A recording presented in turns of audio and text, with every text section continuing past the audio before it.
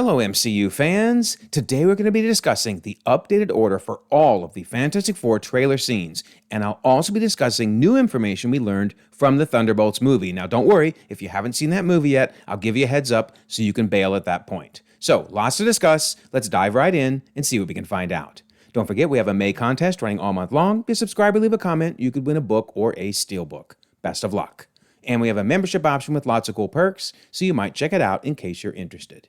Okay, so what we're going to do is look at 8 key groupings of scenes that I think show us the overall flow of the movie, starting with First Flight. So these are obvious, right? These are all the scenes that show them going into outer space, and that's where they ultimately get their superpowers. But even before that, they were regarded as heroes because they were very popular astronauts. But here they are in their spaceship, and of course, when they return, they'll have their superpowers. So, all right, that's the first set. All right, so the next set of scenes I'm calling Baxter Tour. Now, these are the scenes where they're giving a tour of the Baxter building, and I realize that some people have theorized that Marvel is hiding a secret, that Sue, right there, actually has a belly bump, that she's already pregnant. And that might be, but I'm going to show why I just think it isn't the case. But anyway, they're saying, welcome to the Baxter building. We make a point to do dinner every week, Sunday at 7, on the dot, no matter what, we're all here. And it's important to notice Sue's hair length, right? That's basically the same length that we saw when they took off in outer space. So I'm guessing this is soon after their successful return when they're regarded as heroes for being astronauts. So I do want to mention quickly a couple character shots that I don't know where to place. We have Reed and Sue here. We have Ben talking to Sue. We have Johnny looking a little confused. And we have Ben dragging this ship across the water. So hopefully we'll be able to figure out where these go when we get some more trailers. Anyway, that's pretty much Baxter Tour. All right, so now we move to the grouping that I'm calling risky work, and that's going to be involving Reed using his giant chalkboard to maybe experiment for things he shouldn't have been messing around with. I will also notice that Entertainment Weekly gave us a nice description of all of his different rooms, and in particular, the yellow room, which is what this is for thinking, and thus is filled with blackboards covered with complex equations. And certainly, we do see a lot of those complex equations. In particular, it looks like he's trying to figure out how to go from one universe to another, maybe using wormholes. We also see him doing some work here with a lot of equations, and I had so many people say, dude, these hexes are chemical compounds. I thought they were like the jump gates from the Guardians movies. No, they're chemical compounds. Still not sure what they mean, but anyway, that's really interesting. So the bottom line is, Reed is definitely looking into the concept of parallel Earths, which I think is similar to the Beast talking about parallel realities, and He Who Remains talking about stacked universes. So that's the section on what I'm calling risky work.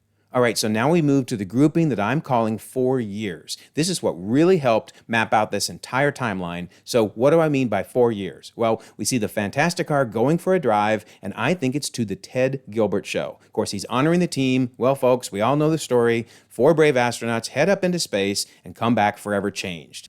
Our city, our planet, owe a debt to these intrepid souls. We, of course, see the kids booking it so they can get to the TV in time, as Ted is saying, and while we can never repay them, we can certainly celebrate them. And notice we see the first space mission, and we see that tour of the Baxter building. So that has already happened at this point. That's really important.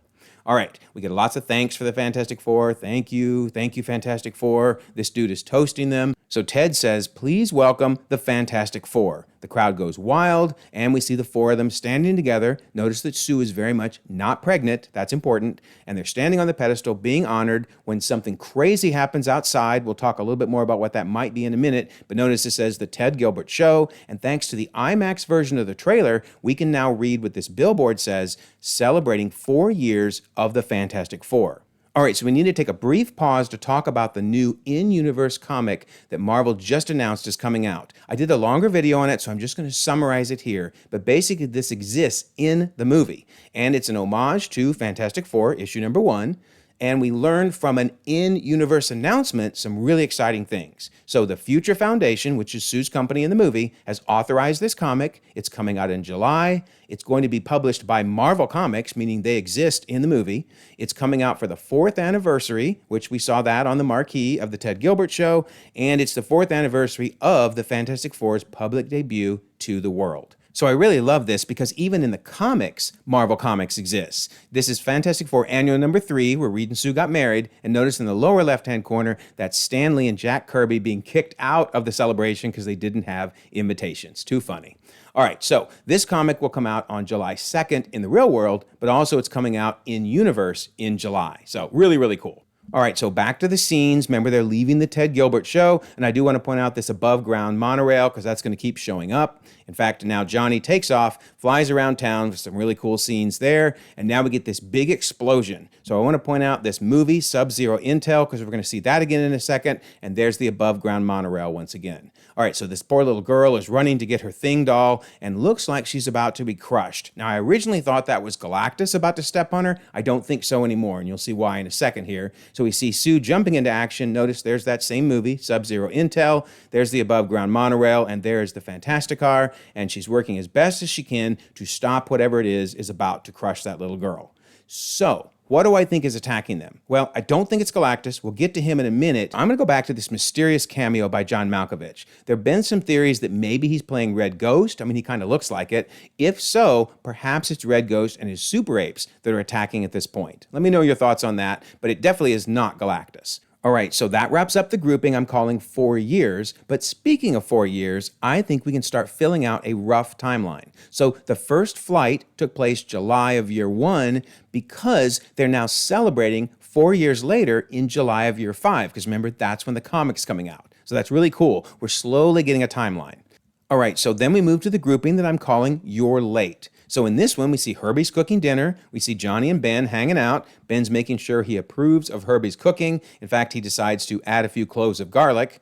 We see Johnny grabbing a box of cereal. And in fact, on the back of the box of cereal is a pinup from some of the original Fantastic Four comics IRL. But remember, Marvel Comics exists in universe. So this is probably from a comic in the universe. That's really cool. But anyway, Johnny says you're late, and we see Reed and Sue finally showing up. And notice, keep in mind here, her hair is long, and we're about to find out she's pregnant. And in that earlier scene, her hair was short. So that's why I really don't think she was pregnant in that earlier scene. So then we get some funny back and forth on exactly what did they mean by late. And it's Ben who realizes, oh, Sue, you're pregnant, aren't you? Johnny's like, wait, what? So he gets up, gives Sue a hug, tells Reed he's out of his depth, but says we're going to be the best uncles ever. So they all sit down to have a drink together. I'm hoping Sue is just drinking water, right?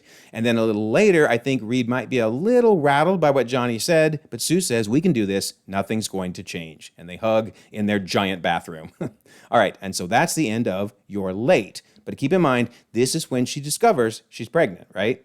So now we move to the grouping I'm calling Surfer's Warning. So originally I wasn't sure what to do with this scene where Ben is being asked to lift the car by all the kids because I didn't know where it happened in the movie, but in the IMAX version of the trailer, you can clearly see pumpkins. So this is happening at the same point as some other scenes we'll get to in a minute. So then Ben lifts the car and notice there's another pumpkin. So definitely this is around Halloween time frame. Also, it is worth noting that when he lifts the car, it has to be an homage to Superman lifting the car in Action Comics #1, right? I mean, it's not the exact same model car, but it's really, really close. Anyway, we also see Yancey Street. That's a very popular street from the comics, right? And then either the same day or at least around the same time frame, because we see the pumpkins again, we see Ben watching TV and seeing the news and, himself before he turned into the Thing. Then I think the lights go out, which is why the TV turned off, which might be the same scene where these lights are going out here, but definitely they get turned back on eventually because we see the Fantastic Four looking up in the sky. Notice the lights are on, but also in the sky, I think that's the Silver Surfer arriving.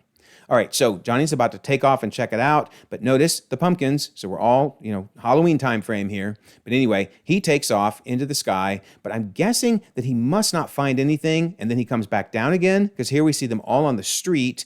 And you can see in this scene that Sue is very much pregnant.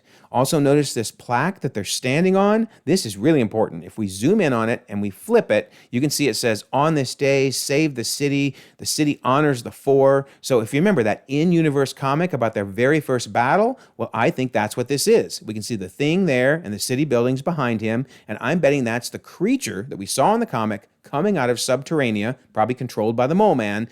In fact, this plaque might literally be over the entrance to Subterranea, and we're definitely going to talk about that a little bit more in a moment. All right, so back to the scene on the city street where we see them looking up in the sky. We also see these kids looking up, and notice they're trick-or-treating, so we're probably October 31st at this point. And then out of the sky comes a Silver Surfer, and she gives her warning. Are you the protectors of this world? To which Sue says, yes, we are. And she says, your planet is now marked for death. Now, it's important. I think at this point, Galactus truly was coming to destroy the Earth. We're going to see, though, that he maybe comes for a different purpose a little later on. Anyway, she now takes off into the sky, and Johnny takes off after her. He gets all the way up there and actually touches her board before she punts him all the way back down to Earth again.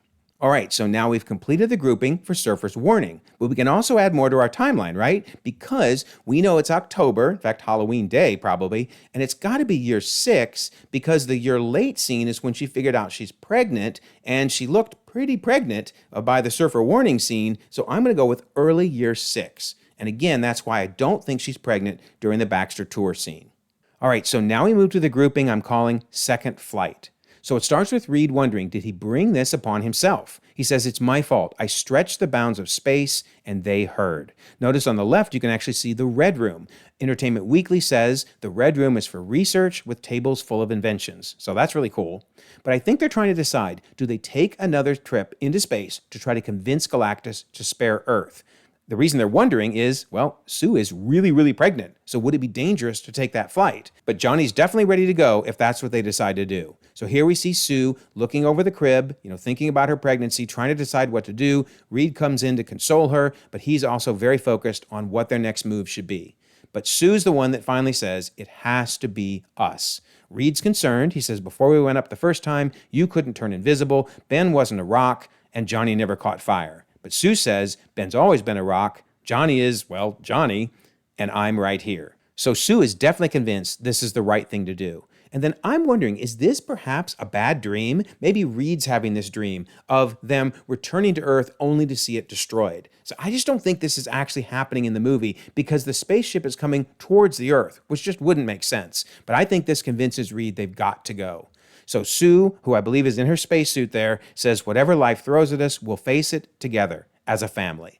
So they head up into space, and it is far from a normal trip because I think Sue gives birth. Notice she doesn't even have her spacesuit on anymore. She's turning in and out of becoming invisible. And then I think Reed is realizing, well, we've still got to finish our mission. It's to try to convince Galactus to spare Earth. But I think when they go on the ship, because I bet this is Galactus' ship here, and try to talk to the Surfer about it, the Surfer's like, I think he's willing to spare Earth, but he wants your child. Because, of course, Franklin is incredibly, incredibly powerful. So now Reed has a different issue. What to do about the fact that Galactus wants his son. We now see that they've returned to Earth. The press is very interested in what happened up there. We see that Sue is not wearing her spacesuit and instead is wearing a Future Foundation shirt. Remember, Future Foundation is the organization that she runs, and in fact, they commissioned that in-universe comic. And it looks like Sue is definitely carrying something, because notice you don't see her arms, but you do see Reed holding her back protectively. So I think she is holding Franklin, who was born in space.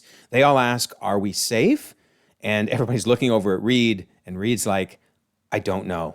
I just don't know. So that completes the grouping I'm calling Second Flight, and we move to the final section I'm calling Galactus Arrives. All right, so one thing I think is interesting is if they have been given a specific time when Galactus will arrive, notice when Sue is stooping down, we can actually see a clock. Is this thing counting backwards? Day 2, hour 7. Is this how much time they have before Galactus is coming with his goal of taking Franklin with him? In fact, I wonder if that's why Reed is saying there's not enough time. I will point out, this is the Blue Room, which according to Entertainment Weekly, the Blue Room is for monitoring, complete with sophisticated screens and communication equipment. So anyway, Reed is trying to figure out what do we do. Then he comes up with a plan. He says, we will protect you. So what is their plan? Well, we do see that Galactus has arrived, right? And we see that he has shrunk himself down so he can walk on the planet. That's not something you would do if you're planning on destroying the thing. Instead, he's looking for something, right? Here we see him peeping in the Baxter building, and he sees the little Herbie, and Herbie's like, oh my, that's not good. So what is it he's looking for? Well, I think he's looking for Franklin. I think that he's basically said, I won't destroy the planet as long as you give me your son. So why would he want Franklin? Because Franklin, in the comics at least, is unbelievably powerful. And in fact, he even helped recreate the multiverse at the end of the 2015 Secret Wars run. Okay, so notice while Galactus is walking through the city, we can see that everything is boarded up. In fact, here's another scene that's boarded up, and you can see things are boarded up back here. It's also worth noting that Sue has regained her pre-baby physique, so it's definitely enough time after giving birth that she's able to do that. I mean, who knows? For some people that may take weeks, for others it could take months. So it's a little hard to know how much time has transpired since she gave birth. But anyway, once again, we see things are boarded up, and here we see things are boarded up. So they've made it look like everyone has basically left the city. I think they're all hiding underground, and this shot is maybe them even in Subterranea, where the Mole Man first attacked. Maybe they've made peace with him? Possible. It just sure looks like they're hiding somewhere, that's for sure. All right, so now we see Reed doing some fancy stretches, but most importantly, he has in his hand some type of weapon. Might be the ultimate nullifier, might be something that opens a wormhole and sends Galactus somewhere across the galaxy, but no matter what, there's no way they're giving him their son. No way he gets Franklin. So they're hoping this is a way to defeat him. All right, so that ends the last section, but I think we can fill in a little bit more information. I'm guessing the Galactus arrival has to be year 7. Because remember, the Surfer's warning is October of year 6, so they still have to take that flight into space, Sue gives birth, and then they seem to get a little bit of a warning before Galactus is going to come for Franklin. So, here's something interesting. If the original Fantastic Four comic came out in 1961, and if the original Galactus stories came out in 1966, is it possible that we can change this, year 1, year 5, year 6 stuff over to July of 1961 for their first flight, because that's when the first comics came out, July of 1965 for the 4-year celebration, and most importantly, October of 1966 for when the Surfer first came, because that's when those Galactus comics came out. So then maybe we're in 1967 when Galactus arrives. So I just think that's a perfect way to build out the timeline. So let me know your thoughts on that. Okay, I'm now going to talk about the Thunderbolts. So if you haven't seen the movie yet and you want to leave, I'm not bothered by that at all. No problem. We're going to go on in 3, 2, 1. All right, so now let's talk about the post-credit scene from the Thunderbolts and how I think that fits into all of this. So remember, Yelena was saying there's a huge space crisis and no one's telling us about it. Then she says, run a threat analysis. I want a full report. Of course, we hear unidentified craft entering orbit. They get a satellite image, and the satellite image populates and shows a ship. They call it an extra-dimensional ship, which I'm not sure why they said dimension instead of universe, but honestly, in their minds, it's dimensions. We're calling them universes. The Watcher calls them universes, but I'm sure in their mind, extra-dimensional made more sense. But of course, it has a very familiar logo, the Fantastic Four. And Yelena is looking at it like, what is going on? In fact, we're all looking at it going, what is going on? So I mentioned in my video on the Thunderbolts that there are 3 big questions. Who exactly is in the ship? Why do they arrive in the 616 universe? And what happened to their universe? All right, so in regards to the first question, Doomsday's got to hit the ground running. They don't have time for fun and games, so I do think the Fantastic Four is on this ship. But what if Dr. Doom is on the ship too? What if he's not yet become an enemy to Reed and they're still friends and he wants to help them as they head to a different universe? Wouldn't that be wild if Reed Richards is basically bringing the villain to the 616 universe? That would be crazy. All right, why did they arrive in 616? So I'm still a believer that there will be a council of Reeds that show up in the movie. So in the comics, it was Reeds from all across the multiverse that met together to try to, figure stuff out, right? So I think there's been a ton of actors that have played Reed Richards so they could be meeting together and talking about, what's going on in the multiverse. Of course, if we see John Krasinski, it'll have to be a variant since, the one in Multiverse of Madness didn't last too long. But what if they tell the Reed from the movie that there is this universe that is perfectly shaped, perfectly managed, and that's the one that everyone needs to get to try to figure out how to solve all the multiversal problems and incursions, etc., going on across the multiverse. Maybe that's why they come to 616. And then there's that last question of what happened to their universe. Well, if my theory's right, that Galactus came looking for Franklin, and of course they've now escaped the universe over to 616 with Franklin, maybe Galactus just left. And I like that idea because that means their Earth is still intact, their universe is still intact, and maybe now we get an incursion between 616 and their old universe. So Reed actually made the situation worse by coming to 616. That would be crazy. All right, so this is how I think the overall timeline of the movie is going to flow, as well as how I think that post-credit scene from the Thunderbolts will fit in with everything. But it doesn't matter what I think. I want to know what you think. Let me know your thoughts on these theories about the overall timeline and about how the Thunderbolts ties in. You know I love to read and respond to everything. And don't forget, we have that May contest. Be a subscriber, leave a comment, win a book or a steelbook. And there's the membership option in case you're interested in that. And I always love to mention the Discord. Here we are in the theories section, talking about all different kinds of ideas. We would love for you to join us and share your thoughts. And we have the Doomsday 1-year countdown on every date that you see listed here at 7 p.m. Eastern. We'll be doing watch parties all the way up to May 1st of 2026 when Doomsday arrives. So we have 2,100 members across the globe, conversations 24/7, and I'll leave a pinned comment so you can join. Also, if you don't mind, like this video, subscribe if you haven't already. You can check out more content, and we'll all continue to enjoy the ever-growing, the ever-changing Marvel Cinematic Universe.